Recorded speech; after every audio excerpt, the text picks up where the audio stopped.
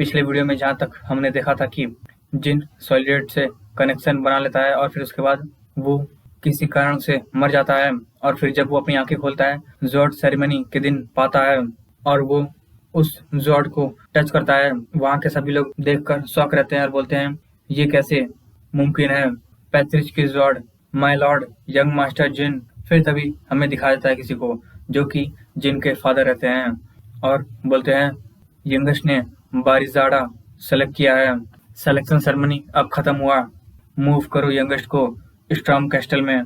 फिर 6 साल बाद हमें स्टॉर्म कैस्टल में दिखाया जाता है कि जिन एक बुक को पहुंच नहीं पाता है और वो सोचता है 6 साल हो चुके हैं मुझे इस स्टॉर्म कैसल में आए, मुझे यहाँ पर रहना होगा जब तक मैं 10 साल का नहीं रहता। मेरे फैमिली के रूल के हिसाब से मेरे पास अभी 3 साल और अभी बचे हैं, मैं बहुत ही बोर हो चुका हूँ।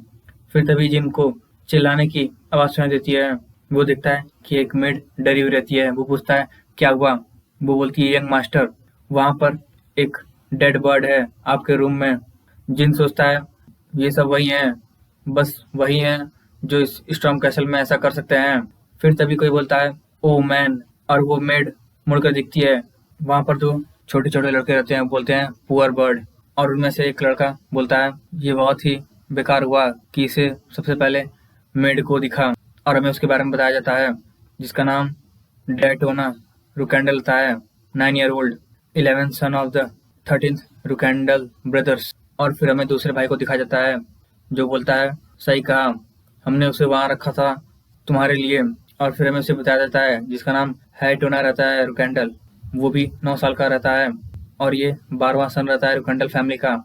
वो सब बोलते हैं तुमको हमारा गिफ्ट कैसा लगा, क्या तुम्हारी आंखों में आंसू आ गया? जिन उस बर्ड को हाथ में लेकर कुछ बोलता नहीं है और फिर उसे अपने पुराने बीते दिनों की याद आती है और वो सोचता है ये दोनों, मुझे पता है कि ये दोनों बहुत ही खतरनाक मर्डर बनेंगे जब ये सब फ्लैग ब्रियर बनेंगे। तो बच्चे जो अभी सिर्फ 9 साल के हुए हैं उन्होंने एक इनोसेंट बर्ड को मार दिया बस मुझे डराने के लिए।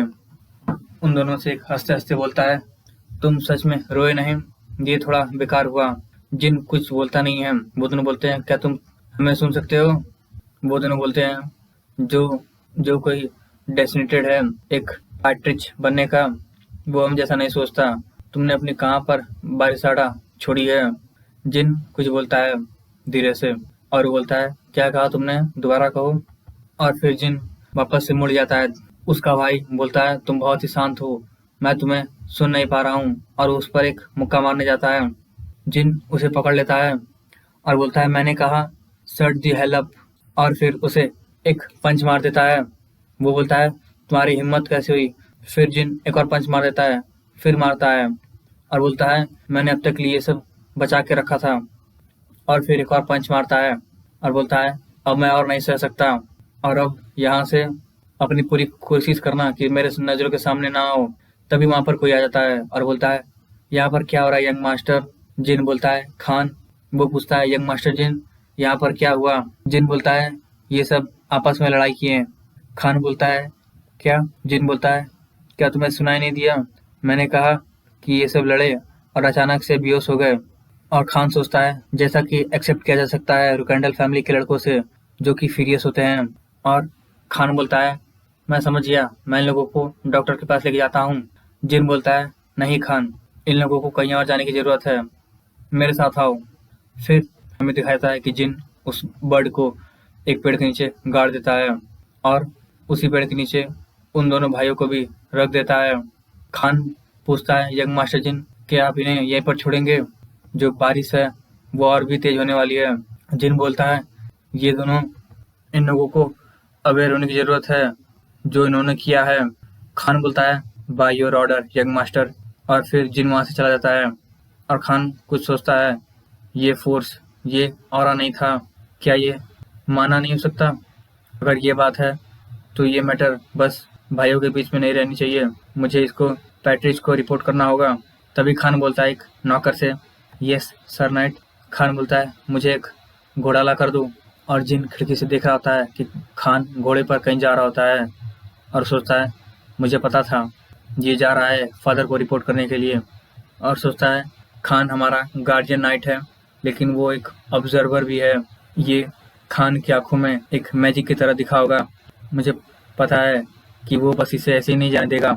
शैडो एनर्जी, ये प्रूफ है मेरा कॉन्ट्रैक्ट सॉलिडेट से इस लाइफ में भी वैलिड है और इस कर्स इम्यूनिटी का भला हो, जिससे कि मैं ब्लेड इल्यूजन को अवॉइड कर सका। और जो ड्यून्स ऑफ रिकंडल है, जिन रिकंडल, वो अब एग्जिस्ट नहीं करेगा और अब से मैं बिल्कुल ही डिफरेंट लाइफ जीऊँगा। अब जो बस बचा है फादर से मिलना। और फिर हमें दिखाया जाता है कि खान सब कुछ बता दिया होता है और उसके फादर वो बोलता है तो यंगेस्ट ने टोना ब्रदर्स को पीटा। खान, फ्लैग बियरर को असेंबल करो, मैं जाऊंगा यंगेस्ट को देखने के लिए।